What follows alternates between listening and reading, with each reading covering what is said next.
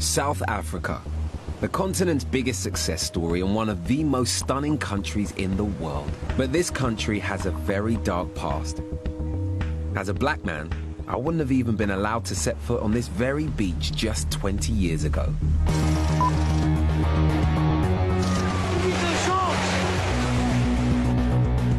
For over a century, a white supremacist government controlled the nation and brutally oppressed black people. They've got no education. They've only just come down from the trees. This system of racial separation was called apartheid and was only abolished in 1994 when Nelson Mandela and the ANC came to power. Today marks the dawn of our freedom. There has been such extreme levels of segregation here, and knowing that that ended only 2 decades ago, I'm desperate to see how that has changed the lives of people just like me, if at all. Poverty is rife here, and today people talk of a new underclass emerging. It's not black people. That's the way to do it. But white. 20 years on from apartheid, some people claim that this country is still governed by racist policies. Only this time, they say it's white people, not black people, being oppressed. During apartheid, Coronation Park was a picnic place for white middle-class families, but it's become something very different. Oh, this is it.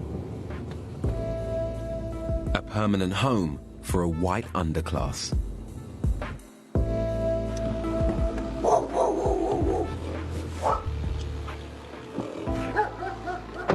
It's a camp in the middle of a park. They're living in a rough trailer park. In the UK, you sort of get used to seeing images of young black kids in poverty, and I've never seen those same images, but with white children. I'm really thrown by that. Outsiders aren't generally welcome. All new arrivals need permission to be here from the camp leader, Irene, who's lived here for 8 years. She's agreed to let me stay. What normally brings people here? I don't know. I think because they lost everything, there's no jobs for the white people. Did understand me? I'm not racist, or there's no jobs for our white people. You want paycheck away from this place, because something can happen to you and you will end up here. The settlement sort of stretches all the way down. Can we have a little look? Do you mind taking me around? Yeah, I will take you around and you can check. During apartheid, they saw themselves as a superior race. We cannot mix with the lower nations unless they are cultivated. Given the best jobs and education, creating a super wealthy white elite. In 1990, everything changed. The leader of the black resistance, Nelson Mandela, was released from prison.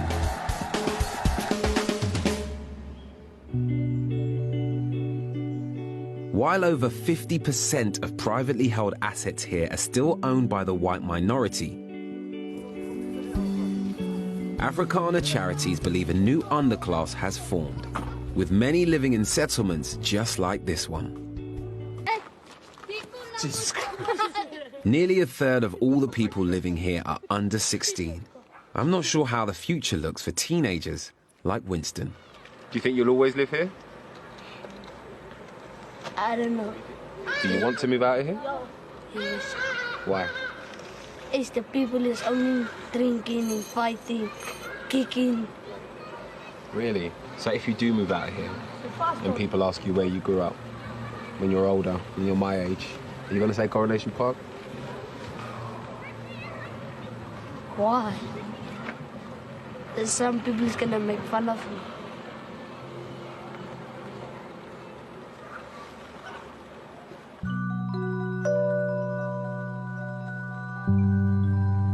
Unemployment here is very high. One person who does have a steady job is Irene's son, Reggie. He works as a welder. Hey, Eddie. Hey, how are you? I'm good, thank you, man. I've not met you before. I'm Reggie. Hello. Hello, lovely to meet you. Is that your wedding pictures I can see over there? You scrub up well, don't he? Yeah, he looks good in a suit. Flowers from the wedding day. Yeah. You still got them. I don't want to throw them away. Yeah, right. Despite Reggie working, His wage isn't enough to cover rent for a proper house for his wife and 3 kids. Just how difficult is it to raise a small child in a place like this? It is difficult because the generator is on, but when you sleep at night and he wakes up, the generator isn't on. Then you must struggle to get light and whatsoever. And there isn't always hot water because you must make fire to get hot water. So yeah, that's a problem. Do you worry about how healthy a situation it is for him? Because I'd imagine that it's probably quite easy for him to get ill. It's dirty, you know. Especially with the small one and Zander, they get sick fast, you know. It's not a place to live here, not for the children. You can't live here anymore. I've come to the centre of Joburg to meet an old mate of mine, celebrity DJ Sizwe, to get a different perspective. What's happening now for young black South Africans? Oh, Reggie, what's up? How you doing? It's been years. I'm well, thanks. How's it going with you? See, I'm really good, man. I'm really good. I'm glad to be in your neck of the woods, as it were. Okay, let's go to where you know. Take you where the girls are. In SA, if you are black, you're better off. Right now. Well, why is that? Because it wasn't the case 20 years ago. Just because of everything, man. Like, the odds are stacked to your favor now. Affirmative action. If I applied for a job, right, and a guy my age, same education as me, applied for the same position, but he was white, I'd get the job, hands down. I mean, if I was a white guy, that would piss me off. Although black and white South Africans now enjoy all the same freedoms, Statistics South Africa claims that nearly 16 million black people still live in poverty here. On that level, extra help for them makes sense. I'm holding the bat the right way. It's a good start. But I'm not sure where that leaves the squatters in Coronation Park. I can't help wondering what people like Irene make of it, after being part of the privileged minority for years. Do you think that it's fair? Do you think it's right? I think, yeah.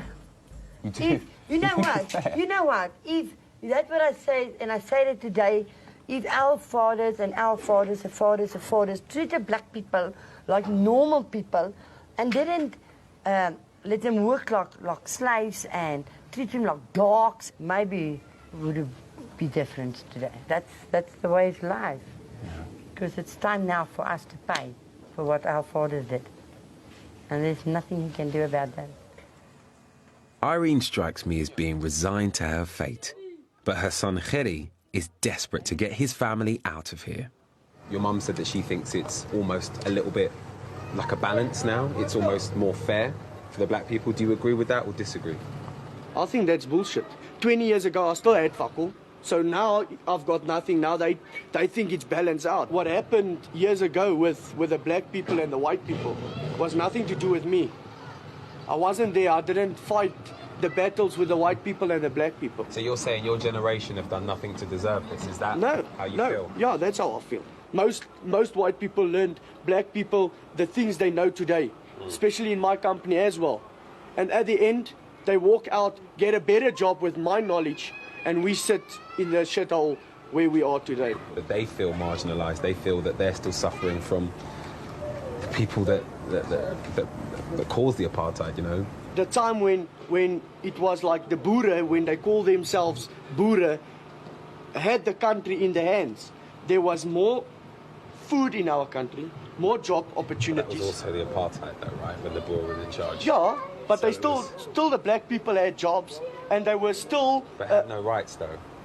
Yeah, they didn't have rights. But even though white people, what rights do we have? No, but then at that time, it wasn't anything like now. Yeah, it wasn't. I can't say because I wasn't there. It's a black government, it's a black country. They don't want white people here. That's what I think. Why do you think that so many black people in townships are supporting of Malema? Because they want to kill us. It's a shock, eh? I definitely don't agree. He says kill the Boer, kill the white one, kill the Boer, kill the white one. They're going to kill us. They're going to kill us. As soon as he comes in, we're going to be killed. Our fathers before our fathers treated black people very bad. They did. And I think Julius Malema wants to just turn it around. But it's wrong. It's wrong. So why do you want to treat us like dirt because of what happened that time of year? It was a long time ago, but it's not that long ago. The fact that people are still alive who remember apartheid is a problem. The fact that there are still people who are holding on to feelings from that era is a problem. And that is why there are some people, not all people, some people who feel a level of resentment and why there is anger between blacks and whites. Vergeven. Dis wat ek blood is blood and flesh is flesh. So just leave it. There are lessons in what happened. And I think the only way that you move forward is learning from what happened as opposed to forgetting. Stupid, man. There's people in this world, that's why the world is like it is. Because they can't forgive and forget what happened in their lives. That's why the world is a fuck up. Straight talking, breaking no friendship. That's why the world is fucked up.